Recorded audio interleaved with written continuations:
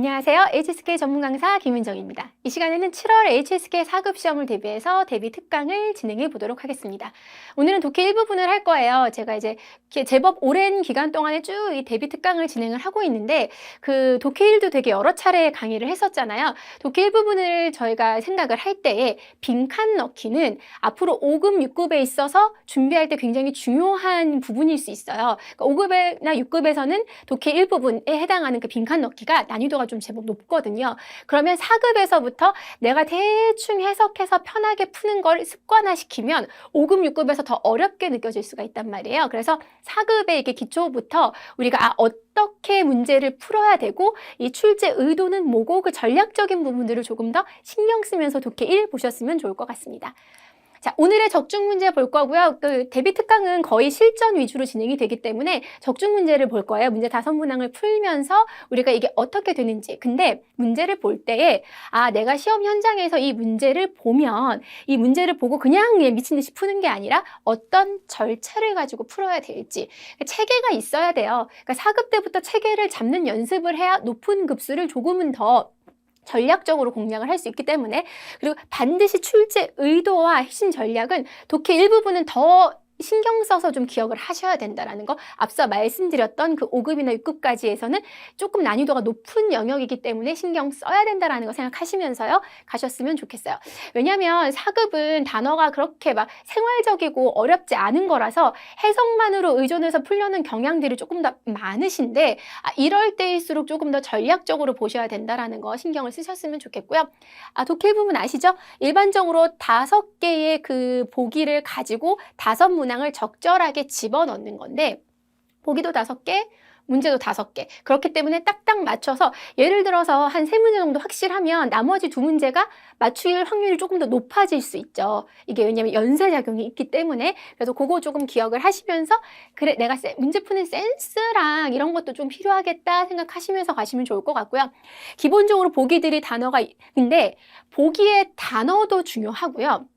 빈칸의 위치도 굉장히 중요하다. 그러니까 단어를 단순히 뜻으로 접근을 하는 게 아니라 이 단어가 문장에서 어느 위치에서 어떤 역할을, 그리고 이 단어를 중심으로 앞뒤에 어떠한 품사의 단어들이 오는지에 대해서까지 기억을 하는지 안 하는지를 묻는 영역이란 말이에요. 그래서 그거 기억하시면서 가셨으면 좋을 것 같습니다. 자, 첫 번째 단계는 뭐냐면요. 제시되어 있는 보기 먼저 분석을 하셔야 돼요. 그러니까 이 ABCD에 제시되어 있는 이 보기가 뜻 위주로, 그러니까 여러분이 지금 이제 HSK를 시작하신 지 얼마 안 되신 분들이 많잖아요. 보통 한 3, 4급에서 시작을 하니까. 그러면 일단 단어를 무조건 이렇게 뜻으로 막 접근을 하시는 분들이 많은데, 그걸 장기적으로 봤을 때에는 문장은 영어도 마찬가지잖아요. 수거, 문장의 구조, 문장을 통으로 암기해라 이런 얘기들을 외국어 배울 때 많이 하는 것처럼 단어를 그냥 뜻만 가지고 하는 게 아니라 그 단어의 성질, 성격까지 같이 기억하시는 게 중요하다라는 거 볼게요. 빠는요, 동사로 처리하다라는 뜻이 있어요. 동사로 쓰일 경우에는 무슨 일을 처리하다라는 동사입니다. 날은 아시죠? 의문사, 어디라는 의문사를 얘기하고요.责任 하면 4급에서는 조금 어려운 단어일 수 있어요. 책임이라는 명사입니다.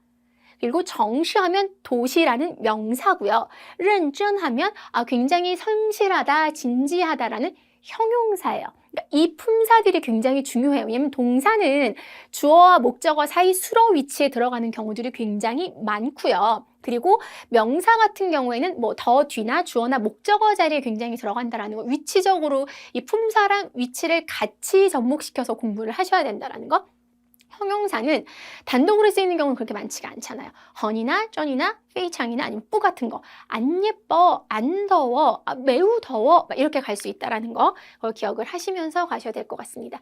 자, 이제 해야 되는 게 보기를 먼저 보고 품사나 뜻을 조금 신경을 썼다면 이제 본격적인 문제는요. 빈칸의 위치를 확인을 하셔야 돼요. 앞서 말씀드렸다시피 위치와 이 보기에 제시된 단어의 품사랑 직접적인 연결관계가 있기 때문에 보시면 여기 보면 对孩子的错误父母是要负什么什么더인데负라는 동사가 있단 말이에요.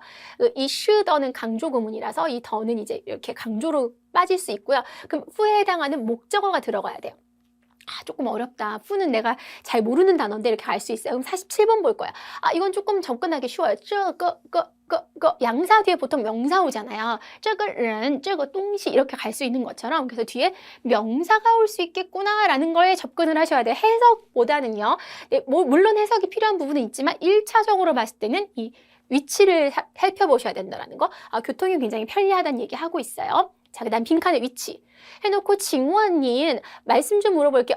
불편하다. 이게 좀 주어 자리가 있을 때 너의 뭐가 불편하냐?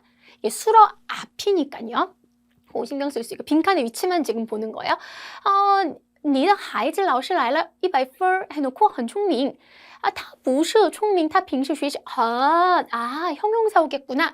그러면 여러분이 보기를 분석을 해서 형용사가 뭔지 대충 알 것 같으면 되게 쉽게 풀 수 있는 문제 중에 하나일 수 있다라는 거예요. 50번 보시면요. 想 조동사 뒤에 일반적으로 동사가 올 가능성이 있어요. 뒤에 명사로 끝나니까요. 동사 자리구나. 그러니까 해석을 제가 집중적으로 안 하고 지금 빈칸의 위치만 봤어요. 그러니까 해석을 꼼꼼하게 하고 문제 푸시면 좋기는 하나 해석 때문에 오히려 그게 나에게 함정이 돼서 얘도 넣어도 될 것 같고 쟤도 넣어도 될 것 같고 이게 애당초 단어의 뜻을 물어보는 단어 시험이 아니라 빈칸에 넣어야 되잖아요. 구조와 위치 문제라는 거 기억을 하고 가셔야 될 것 같아요. 쉬운 문제 먼저 푸셔야 돼요.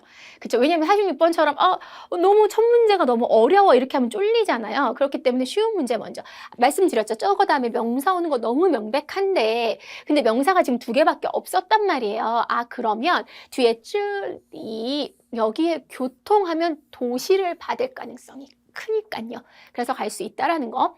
그리고 이게 중요해요. 그러니까 의문사 같은 경우는 거저먹기 되겠는걸? 그러니까 예를 들어서 의문사가 쓰이는 평서문이 있을 수는 있어요. 나는 그 은행이 몇 시에 여는지를 몰라. 이건 평서문이잖아요. 그 안에 그냥 의문문이 들어가 있어서 아무리 의문사 몇 시, GDN이 있어도 什么时候가 있어도 이게 맞춤표로 끝낼 수 있는 문장인데 은행이 몇 시에 열어?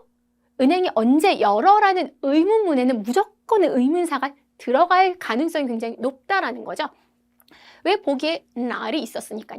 편하게 풀 수 있다라는 거야. 그러니까 해석을 하면 어디가 불편하신가요? 그러니까 조금 머리가 조금 어지럽고요. 그리고 약간 메스껍고 토할 것 같아요. 라는 내용들을 해석을 하면 좋지만 해석이 안 돼도 이 구조만을 가지고 문제를 풀 수 게다가 이 문장 부호 하나만을 가지고 문제를 풀 수가 있는 거죠.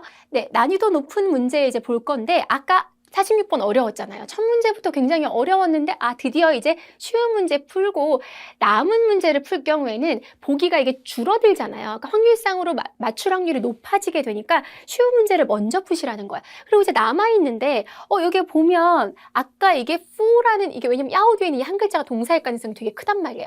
여기에 이제 목적어가 들어가면 명사일 가능성이 큰데 저런이라는 게 내가 이게 책임을 지다라는 이 단어를 몰라도 동사 뒤에 목적어 명사 이렇게 풀 수 있겠구나. 아니면 다른 문제를 풀고 그냥 남는 걸로 저런이 그때까지 남아있으면 얘를 넣어도 되기는 하나라는 거죠. 그 대신에 어쨌든 이 강의를 들으셨으니까 후저런이 책임을 지다라는 수로 목적어라는 거 지금 외우세요. 이거 5급이랑 6급까지 계속 나오는 어휘거든요. 기억하시면 좋을 것 같습니다. 자, 그 다음 문제 볼게요.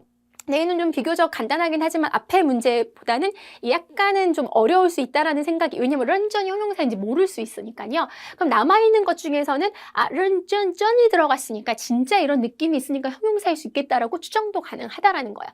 그래서 보시면 你的孩子가 너의 아이가 매번 100점을 맞아오잖아. 라오시가 매번이란 뜻이거든요. 항상. 걔가 똑똑한 게 아니라 평상시에 공부할 때 되게 열심히 해. 성실히 해. 해서 런전이 들어갈 수 있다라는 거. 얘가 남는데 사실 여러분이 빤이나 저런의 품사 같은 거 이게 조금 생소하실 수 있어도 동사예요. 처리하다. 그럼 이제 여기 자리가 동사 자리니까 你好我想办张图书卡 독서 카드 만들고 싶은데요. 好的把身份证이랑照片을 나한테 신분증이랑 사진 주세요 라고 갈 수 있는 거죠. 자, 가보도록 합시다. 그래서 정답은 빤이 된다라는 거. 우리가 빠른 속도로 쭉 문제를 풀었는데요. 이 속도로 문제를 푸셔야 돼요. 그러니까 이게 꼼꼼하게 해석을 하는 거가 오히려 4급 단계에서는 내가 보기를 내가 단어 뜻을 다 알면 모르겠는데 모르는 상태에서 아무리 꼼꼼하게 해석을 해도 모를 수가 있단 말이에요. 무조건 위치를 분석하셔야 되고요. 이게 뭐가 들어갈 자리인지, 명사, 동사, 형용사 뭐가 들어갈 자리인지를 생각을 하면서 보면 얘 생긴 게 되게 동사 같아, 생긴 게 되게 형용사 같아 라는 느낌이 오는 경우가 있어요. 왜냐하면 아까 런전 같은 경우 쩐이 들어가 있잖아요. 뭔가 진짜라는 그런 형용사 느낌이 들어가는 경우, 명사도 아들 자자가 옆에 붙어 있으면 명사인 경우들도 많잖아요. 날 같은 경우는 워낙 의문사가 쉬우니까 걔 하나 해결해 놓고 저거 다음에 쩔이 나왔으니까 정시 하나 해결해 놓고 하면 나머지 세 개는 위치적으로 분석해서 갈 수 있다는 거죠. 그래서 품사랑 위치가 너무너무 중요해요. 그래서 수량사 뒤에는 명사가 온다라는 거, 동사랑 명사랑 수로 목적어 호응이라는 거, 헌존 페이찬 같은 경우 형용사하고 의문문까지 기억해 두시면 의문사 들어가는 거는 의문 부호 때문에 조금은 더 쉽게 문제 풀 수 있다라는 거. 이거 생각하시면 그래도 들인 노력에 비해서는 조금은 더 점수를 높게 받을 수 있겠구나 생각하시면서 가시면 좋을 것 같습니다. 자, 오늘 배웠던 내용들의 요점은 오늘 배운 단어의 뜻과 사용도 물론 중요하지만 우리가 독해 일부분을 봤을 때는 빈칸의 위치를 생각하면서 공부를 하고 문제를 풀어야겠다. 이거 머릿속에 쏙 넣으시면서요. 이 수업 여기서 마무리 짓도록 하겠습니다.